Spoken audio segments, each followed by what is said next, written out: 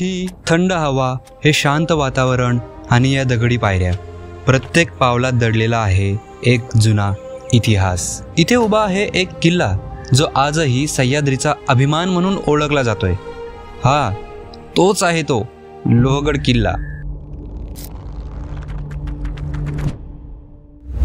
Welcome back to another vlog guys.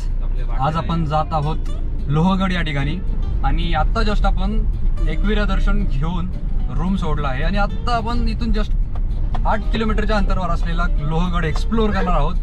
लोहगडावरती काय काय वास्तू आहेत, तिथला इतिहास काय आहे, हे सगळं तुम्हाला जर जाणून घ्यायचं असेल तर हा ब्लॉग शेवटपर्यंत नक्की पहा. आशा करतोय की ब्लॉग तुम्हाला नक्की आवडेल.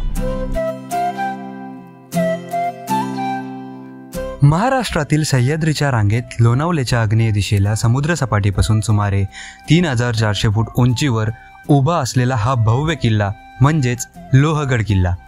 हा किल्ला दिसायला जितका सुंदर तितकाच त्याचा इतिहासही अभिमानास्पद आहे. लोहगडचा उल्लेख शेकडो वर्षापासून आपल्याला पाहायला आढळतो. तो म्हणजे प्रथम शिलाहार आणि यादव राजवटीमध्ये होता, नंतर बहमनी आणि निजामशाहीच्या ताब्यात गेला. इसवी सन 1648 मध्ये छत्रपती शिवाजी महाराजांनी हा किल्ला जिंकून स्वराज्यात सामील केला.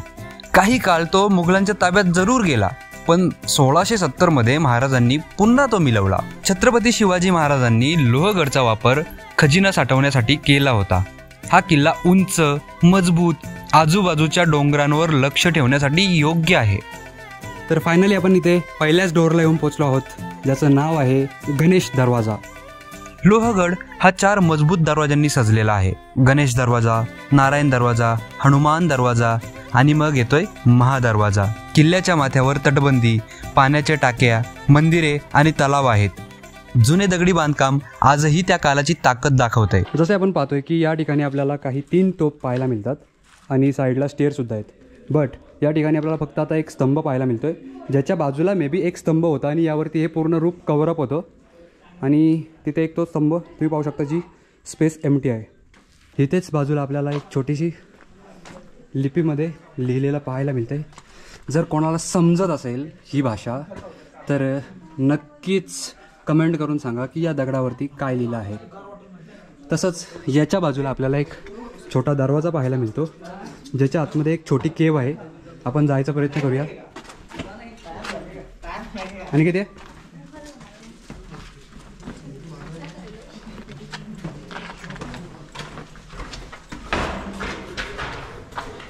ओके, सो एक बुरुजाचाच भाग आहे हा.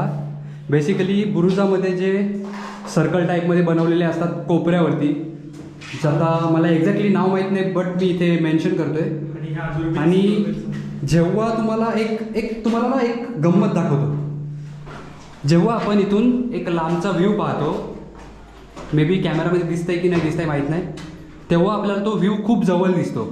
पण जेव्हा आपण या बोगद्यातून आपला चेहरा बाहेर काढायचा प्रयत्न करतो तेव्हा ॲक्च्युअलमध्ये समजतं की ती लोकेशन खूप दूर आहे. म्हणजे समजून घ्या की ही लोकेशन कशा प्रकारे बनवले गेले होते.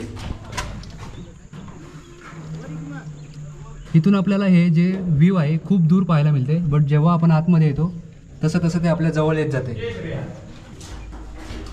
इनसेन. या ठिकाणी एक छोटा आश्चर्य आहे. जसं तुम्ही पाहू शकता तटबंदी आपली इथे दिसते, बट या तटबंदीमध्ये एक छोटासा स्पेस सोडला गेला आहे. आय डोंट नो तुम्हाला दिसते की नाही दिसते, बट इथे हा जो स्पेस आहे इथून सुद्धा जर शत्रू खाली महादरवाजावरती येऊन अडकला असेल तर त्यावरती इथून सुद्धा नजर ठेवून किंवा इथून सुद्धा काही प्रमाणात हमला केला जायचा. लोहगडावरती लोह नसावा असं कसं होऊ शकतं? बेसिकली हे लोखंड जे आहे ह्या दगडींचं संवर्धन करून ठेवण्यासाठी आता काही काळांपूर्वी यामध्ये टाकलं गेलं असावं. बट ज्याप्रमाणे मी तुम्हाला सांगतो आहे की हे जे लोह आहे, निव्वळ या लोहामुळेच या गडाला लोहगड असं नाव पडलं असं तुम्हाला वाटतं आहे का? थोडंसं डोकं खाजवा. पण त्याचा एक दुसरा अर्थ असा सुद्धा असू शकतो की लोखंडासारखा भक्कम किल्ला जो शतको कालापर्यंत सर्वाईव्ह करू शकतो. आणि सिरियसली या गोष्टीला खूप सारे वर्ष गेले, 400 ते 500 वर्षाचा कालखंड पलटला, बट स्टील लोहगड ज्या अवस्थेत आहे त्या अवस्थेत आहे. म्हणूनच तर याला नाव पडलं गेलं आहे लोहगड. आणि याला आपण इंग्लिशमध्ये असं बोलू शकतो iron fort. Okay okay okay, खूप साऱ्या गोष्टी पाहिल्या. पण तुम्हाला एक इंटरेस्टिंग गोष्ट मी दाखवायचीच विसरलो आहे, तर त्यासाठी माफी असावी. बट लोहगडच्या जस्ट अपोजिट साईडला आपल्याला त्याचा मोठा भाऊ पाहायला मिळतो आहे, ज्याचं नाव आहे विसापूर किल्ला. आणि त्या किल्ल्यावरती सुद्धा आपण गेलो असतो, पण आपल्याकडे आज वेळ खूप कमी आणि थोडंफार नाही, खूपच फार दूर जायचं आहे. सो आपण त्याला स्किप करूया आणि नेक्स्ट टाईम आपण तिकडे जरूर जाण्याचा एक प्रयत्न करू. तसंच आपण जेव्हा थोडं पुढे येतो तेव्हा आपल्याला इथे पुन्हा एकदा एक छोटा कातलाचं कोरीव काम पाहायला मिळते, ज्यामध्ये इथे मेन्शन केलं आहे धान्य कोठी ग्रणारी. You can see the view. Maybe हा पूर्ण आता पाण्यामध्ये भरला गेला आहे. त्यामध्ये पावसाळ्याचे दिवस असल्यामुळे पूर्णपणे पाणी भरलं आहे. नारायण दरवाजापासून जेव्हा आपण पुढे चढून इकडे लेफ्टला टर्न मारतो तेव्हा आपल्याला इथे एक छोटासा व्ह्यू पाहायला मिळतो आहे, ज्या ठिकाणी एक होल आहे आणि इथे एक सर्कल टाईपमध्ये बनलेला आहे आणि इथे दिवाबत्तीची सोय करण्यासाठी एक त्याला जागा दिली आहे. पण असंही सांगू शकतो आपण की ही जागा मे बी शौचालयासाठी वापरली जात असावी, असा मला हा कन्सेप्ट दिसतोय. बाकी तुम्हाला काय याबद्दल माहिती असेल तर तुम्ही नक्की कमेंट करून सांगा. आणि इथून आपण दाखवू शकतो की इथे सुद्धा बसून पूर्णपणे स्वराज्यावरती लक्ष ठेवायचं काम केलं जायचं. हनुमान दरवाजाच्या वरती जस्ट तुम्ही पाहू शकता एक बुरुज बनवला आहे, ज्यावरनं पूर्ण एरियावरती लक्ष ठेवू शकतो. बट जस्ट याच्या आपण जेव्हा वर येतो तेव्हा आपल्याला पुन्हा एकदा दरवाजा पाहायला मिळतो आहे. आणि हा जो आहे बुरुजाचा किल्ल्याचा एक अंतिम दरवाजा असू शकतो, कारण की आता आपण ऑलमोस्ट येऊन पोचलो आहोत आपल्या महादरवाजापाशी. या ठिकाणी तुम्ही पाहू शकता की एक धनुष्यबाणाच्या आकाराचं एक शेपमध्ये एक लाकडी बांधकाम केलं गेलं आहे, ज्यावरती लोखंडाचे सेफ्टी गार्ड्स लावले होते, जेणेकरून यावरती कोणी लाकडाचा मारा करून दरवाजा जो आहे तो तोडण्याचा प्रयत्न करू नयेत. दॅट इज वाय जे लोखंडी खाचे बनवलेले आहेत ते आजही आपल्याला पाहायला मिळतात. या ठिकाणी काही पोस्टर्स आणि गडाचे व्ह्यूज लावण्यात आले आहेत. बट यामध्ये एक इंटरेस्टिंग गोष्ट मी तुम्हाला सांगतो आहे की इथे तुम्ही स्काय व्ह्यू पाहू शकता. अगेन इथे तुम्ही लोहगडचा काही व्ह्यू पाहू शकता. बट स्काय व्ह्यूमध्ये आपल्याला एक हा जो भाग पाहायला मिळतो हा एकदम ब्रॉड होत गेला आहे आणि मागे एक विंचूच्या नांग्यासारखी आपल्याला शेपटी पाहायला मिळते. सो याला विंचूची उपमासुद्धा दिली गेली आहे. लोहगडचा सर्वात प्रसिद्ध भाग म्हणजे विंचूकाटा. किल्ल्याच्या दक्षिण टोकाला असलेली ही वळणदार भिंत विंचुवाच्या शेपटीसारखी दिसते. येथून दिसणारा निसर्ग, दर्या आणि धुक्यात हरवलेले पर्वत हे सर्व काही स्वर्गासारखं वाटतं. सोबत एक तटबंदी अशीही आहे जी आजही जशीच्या तशा अवस्थेमध्ये आहे. थोडाही बघणं काय आपल्याला पाहायला मिळत नाही आहे. इवन या ठिकाणी काही मावळे उभे राहत असावेत, ज्या ठिकाणी दिवाबत्तीची सुद्धा सोय केलेली आहे. आणि या पायऱ्यांच्यावरनं काही काळांपूर्वी घोड्यांच्या टापांचा सुद्धा आवाज गुंजला असेल. ही जी वास्तू तुम्ही समोर पाहताय ती लोहगडाच्या एकदम मेन पॉईंटला आहे, विंचूकाट्यावर नाही तर मेन पॉईंटला.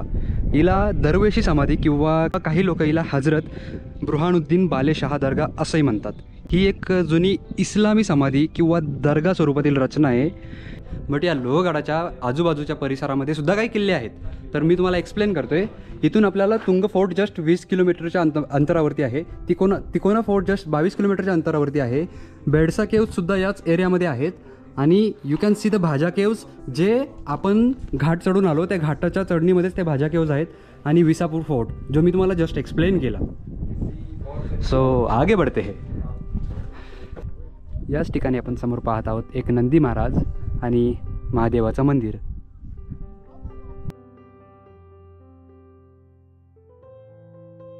महादेवाच्या मंदिरापासून जेव्हा आपण पुढे चालत येतो तेव्हा आपल्याला इथे एक छोटीशी समाधी पाहायला मिळते. विदिन वी कॅन सी इथे एक दर्गा आहे आणि खूप सारे पाण्याचे प्लेसेस बनलेले आहेत. तसाच इकडे व्ह्यू पाहू शकता तुम्ही. आणि हा जो रस्ता आहे इकडे तो थेट जातोय विंचूकाटा पॉईंटला.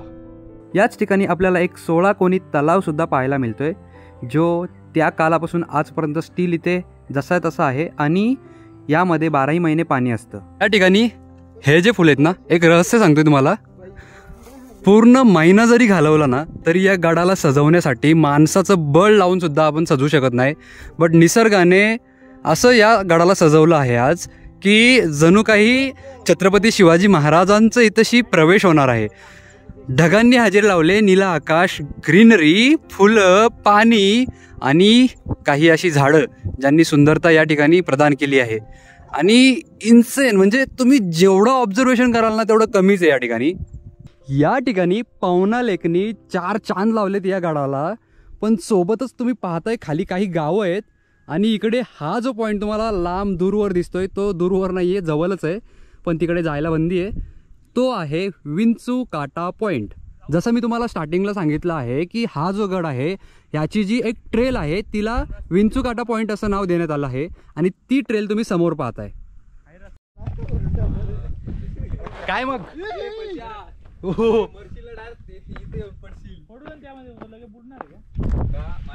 काय मग एन्जॉय करताय ना व्ह्यू. जस्ट पाहत राहा तुम्ही कशा प्रकारे इथे पूर्ण फुलांनी गडाला सजवलं गेलं आहे. आता आपण जात आहोत विंचू काटा पॉईंटला. बट विंचू काटा पॉईंटला बंदी असल्यामुळे त्यांनी सांगितलं की तुम्ही जास्त पुढे नाही जाऊ शकत. बट एक टॉप व्ह्यू आहे ज्या ठिकाणावरून आपण विंचू काटा पॉईंट आहे तो पाहू शकतो आणि मी तुम्हाला दाखवण्याचा प्रयत्न तर नक्कीच करणार. तर अशा प्रकारे तुम्ही आता एन्जॉय करतायत भाई. मी सांगू शकत नाही, आय डोंट नो तुम्ही कसं बघताय, बट इथे एक्झॅक्टली तुम्ही जेव्हा याल त्यावेळी तुम्ही थक्कबक्क व्हाल. फक्त तुम्ही या महिन्यात या ऑक्टोबरला जेव्हा पाऊस एंड झालेला असतो रिसेंटलीच, तेव्हा दुर्गादेवी गेलेली असते त्यावेळी. आणि दुसरी गोष्ट म्हणजे या ठिकाणी तुम्ही पाहू शकता खूप सारे असे पाण्याचे टाके ऑलरेडी त्या खाली बनवले गेले आहेत.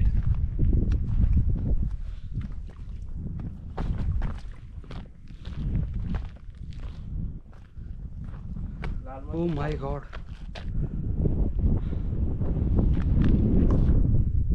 मला कॅमेरा खरंच बंद करायचा मन नाही होत.